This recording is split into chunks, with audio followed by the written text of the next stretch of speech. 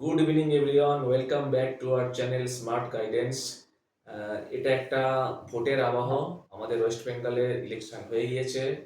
4 তারিখে রেজাল্ট। আমরা জানি না যে সেন্ট্রালের পার্টি বা স্টেট পার্টি কে ক্ষমতায় আসবে, তার জন্য আমাদের 4 মে পর্যন্ত ওয়েট করতে হবে।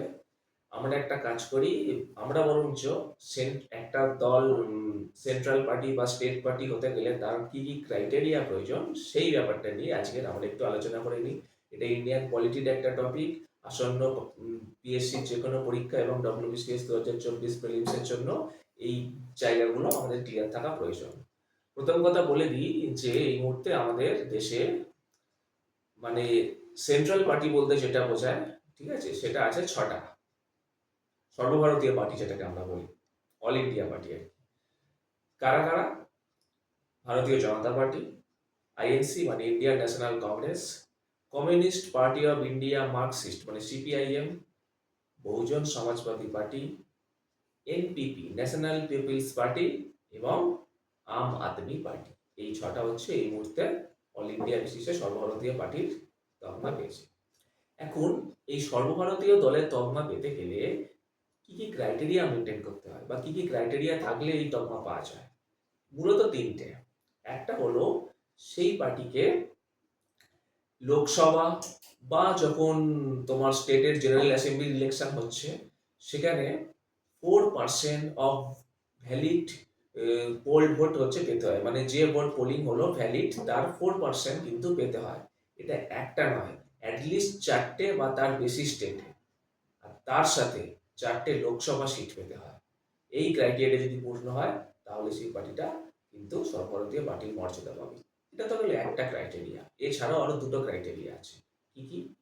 একটা হলো লোকসভায় যত সিট আছে তার 2% সিট। এই মুহূর্তে লোকসভায় যদি আমরা দেখি 543, তার 2% করে রাউন্ড ফিগার দিলে 11 আসে, তাই তো? অর্থাৎ 11টা সিট তাকে পেতে হবে। কিন্তু এখানে একটা শর্ত আছে, অ্যাটলিস্ট 3টে ডিফারেন্ট স্টেট থেকে, অ্যাটলিস্ট 3 বা তার বেশি স্টেট থেকে। মানেটা হলো, ধরো সাপোজ একটা পার্টি 11টা সিট পেয়ে গেল লোকসভা ভোটে, কিন্তু দুটো স্টেট থেকে পেলো, ধরো 5টা আর 6টা। একটা স্টেট থেকে 5টা, একটা স্টেট থেকে 6টা হবে না। অ্যাটলিস্ট 3টে বা তার বেশি সংখ্যক স্টেট থেকে ওই 11টা সিট কিন্তু পেতে হবে। 2% সিট অফ লোকসভা যেটা। ওকে, এই গেল দুটো ক্রাইটেরিয়া। এবার আমি আসি থার্ড ক্রাইটেরিয়াতে। সেটা কি? সেখানে বলা হচ্ছে কোনো পার্টি যদি অ্যাটলিস্ট 4টে বা তার বেশি স্টেটে স্টেট পার্টির মর্যাদা পায় তাহলেও সেই পার্টিকে আমরা সর্বভারতীয় পার্টি বলবো। তাহলে মূলত এই 3টে ক্রাইটেরিয়ার উপর বেস করে আমরা অল ইন্ডিয়া পার্টি কোনগুলো হবে সেগুলোকে বলতে পারি। এরপর আমি আসি স্টেট পার্টির কথা। মোটামুটি ভাবে এখন লাস্টে তথ্য ছিল 58, মানে 58টার কাছাকাছি স্টেট পার্টি আছে। এই স্টেট পার্টি হতে গেলে কি কি ক্রাইটেরিয়া মেনটেন করতে হবে? এখানেও বেশ কয়েকটা ক্রাইটেরিয়া আছে। তার মধ্যে প্রথম ক্রাইটেরিয়া হলো 6% অফ তোমার ভ্যালিড পোল ভোটস, মানে যে ভোট পোলিং হচ্ছে এবং তার মধ্যে যে ভোটটা ভ্যালিড তার 6% অফ ভোট পেতে হবে কোনো স্টেট লেজিসলেটিভ অ্যাসেম্বলি ইলেকশন যখন হবে। তার সাথে আইদার দুটো বিধানসভা সিট অথবা একটা লোকসভা সিট পেতে হবে।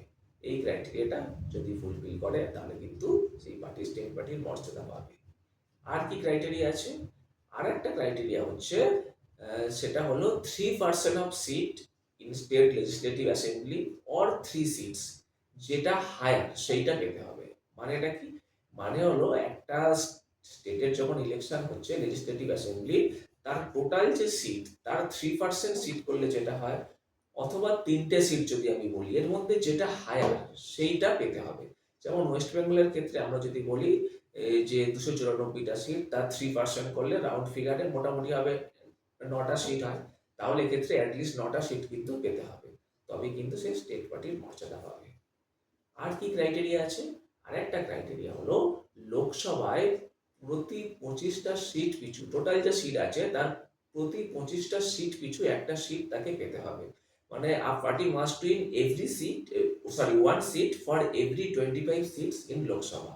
সেইটা যদি ফুলফিল করে তাহলে সেই পার্টিটা কিন্তু স্টেট পার্টির মর্যাদা পাবে।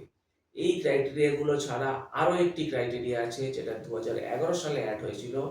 সেটা হলো টোটাল যে ভোট পোলিং হচ্ছে এবং তার মধ্যে যে ভ্যালিড পোল ভোট তার 8% ভোট যদি কোনো পার্টি পায় তাহলে সেই পার্টিও স্টেট পার্টির মর্যাদা পাবে। তাহলে আজকের আমরা জানলাম ইন্ডিয়ান পলিটির ইলেকশন মানে ওরিয়েন্টেড একটা তথ্য, যে একটা পার্টিকে সর্বভারতীয় পার্টি বা স্টেট পার্টি হতে গেলে রাজ্য স্তরে কি কি ক্রাইটেরিয়া মেনটেন করতে হবে। আশা করি এই জিনিসটা তোমাদের ভালোই লাগলো। যদি এই ধরনের আরো ভিডিও তোমরা পেতে চাও, তাহলে এই চ্যানেলটাকে তোমরা সাবস্ক্রাইব করো, এবং আমাদের স্মার্ট ক্রাইটেরিয়া যে নতুন উদ্যোগ চলছে পিএসসি সহ অন্যান্য পাবলিক সার্ভিস কমিশনের পরীক্ষাগুলোকে মাথায় রেখে, সেই উদ্যোগেও তোমরা আমাদের সাথে সামিল হতে পারো। তার জন্য নিচের দেওয়া নাম্বারে আমাদের সাথে তোমাদের যোগাযোগ করতে হবে, ডিসক্রিপশন বক্সে নাম্বার দেওয়া থাকবে। ধন্যবাদ।